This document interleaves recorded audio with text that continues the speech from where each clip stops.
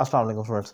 आज मैं एक इम्पॉर्टेंट डिफरेंस डिफाइन करना है मैंने, और वो है लैंड, अर्थ और ग्राउंड का फ़र्क।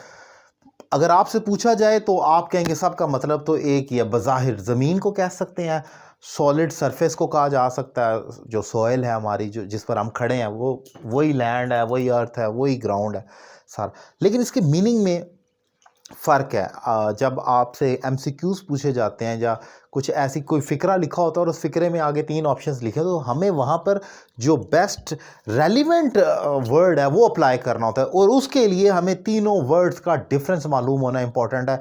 ये वो क्वेश्चंस हैं जो मुझसे स्काइप क्लासेस में, ऑनलाइन क्लासेस में या मेरी अकेडमी में जो स्टूडेंट पूछते हैं, तो उसी को मैं बनाता हूँ। तो ये क्वेश्चन पूछा गया था जी कि इन तीनों में क्या फ़र्क है। तो आए स्टार्ट करते हैं। अब ज़रा सबसे पहले लैंड को देख लें। लैंड कहा जाता है ज़मीन को। ये ज़मीन जो होती है ये एक स्पेसिफिक एरिया, और ये किसी इंसान की मलकियत भी हो सकती है कि वो कितनी ज़मीन का मालिक है। लैंड इज़ इक्वल टू ज़मीन। आप लैंड परचेज करते हैं रावलपिंडी में, इस्लामाबाद में, लाहौर, कराची, जो पोजेशन है आपकी हो सकती है, एक इंडिविजुअल की हो सकती है, किसी इदारे की हो सकती है, वो लैंड कहलाती है। वो कितने एकड़्स पर हो जाए, वो कितनी भी बड़ी हो जाए, बेसिकली जो पोजेशन के, इन टर्म्स ऑफ पोजेशन जब किसी चीज़ की बात की जाए तो वो लैंड है ओवरऑल। और वो बहुत बड़ी नहीं हो सकती। आप बहुत बड़ी भी कर लें तो एक कितनी हो सकती, कुछ एकर्स होंगे, उससे बड़े 100 एकर्स होंगे, 1000 एकर्स होंगे, इससे ज़्यादा नहीं हो सकती। मतलब कितनी लैंड। तो वो जो पोजेशन की खरीदो फरोख्त की बात हो तो बेसिकली वो एज अ होल एक लैंड कहलाती है। वो कुछ मरला भी हो सकती है, 2 मरले, 4 मरले, 10 मरले, 1 कनाल, ये सारी लैंड है। अब अर्थ किसे कहा जाता है? अर्थ बेसिकली कहा जाता है जो सारी लैंड इस दुनिया की अगर मैं मिला लूं, सारी लैंड को, तो वो पूरा एज अ होल एक प्लैनेट अर्थ क्रिएट कर देता है। और वो एक प्लैनेट है, पूरी दुनिया में अर्थ है। अर्थ का, हम एक प्लैनेट पर मौजूद हैं जिसे अर्थ कहा जाता है। तो वो जब जितनी भी लैंड्स को और उसके अंदर ओशंस को, वाटर को, इन तमाम चीज़ों, गंद, सब कुछ मिक्स कर लिया जाए तो एज अ होल जो खड़ा हो जाता है वो एक अर्थ उसे कहा जाता है। वो फिर एक प्लैनेट के तौर पर उसे गिना जाता है। सो लैंड इज बेसिकली, मैं ऐसे कह सकता हूं कि जैसे आपका एक बहुत बड़ा वजूद है, और उसका अगर मैं एक कह लूं कि ये जो मेरा एक सबसे छोटी उंगली का एक नाखून है, तो ये एक लैंड है, और मैं पूरा एक अर्थ हूं, पूरे वजूद को अर्थ कहा जाएगा। ये एक आसान सी लॉजिक है इसमें।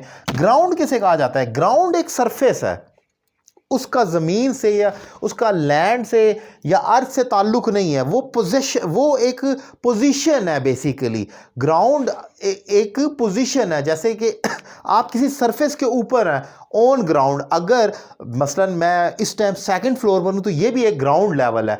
ज़मीन का जो सबसे निचला हिस्सा है उसे ग्राउंड लेवल, फिर सेकंड फ्लोर, थर्ड, हम सब ये ग्राउंड्स में होते हैं। तो ग्राउंड बेसिकली होती तो ज़मीन है, लेकिन आपका सेकंड फ्लोर भी एक ग्राउंड कहलाया जा सकता है। सेकंड ग्राउंड आपका कहते हैं अक्सर लोग उसको, थर्ड ग्राउंड। और जो आप क्रिकेट खेल रहे होते हैं वो भी क्रिकेट ग्राउंड्स होते हैं, क्योंकि वो फ्लैट सरफेस पर मबनी होते हैं। सो ग्राउंड्स जो होते हैं वो बेसिकली ज़रूरी नहीं है कि वो आप क्रिकेट वाला ग्राउंड ही हो। आपकी जो कोई भी सरफेस फ्लैट जब हो जाए वो ग्राउंड सरफेस है।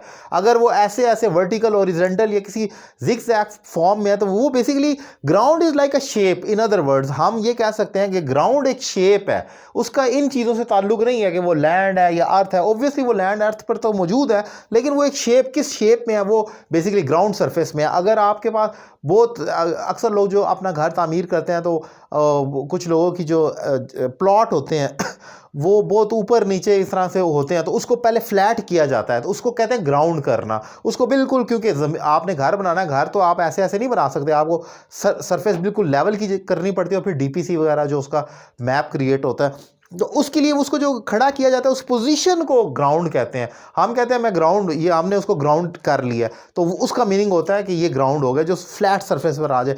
सो इंपॉर्टेंट है, ये 3 लफ्ज़ हैं, लेकिन इनका डिफरेंस हमें किस फिक्रे में, किस सेंस में पूछा जा रहा है, और फिर नीचे एमसीक्यूज में अगर ये 3 वर्ड्स दिए जाएं, अगर ये डिफरेंस आपको मेंटली वर्बली क्लियर होगा तो तभी आप उसको राइट आंसर पर क्लिक कर सकते हैं। उम्मीद करता हूँ ये शॉर्ट ट्रिक आपको पसंद आई होगी। अगर आपको मेरे पढ़ाने का तरीका अच्छा लगा है तो आप मुझसे ऑनलाइन इंग्लिश लैंग्वेज कोर्स भी कर सकते हैं, पाकिस्तान में या पाकिस्तान से बाहर किसी भी शहर से। नंबर आपकी स्क्रीन पर मौजूद है। Thank you very much.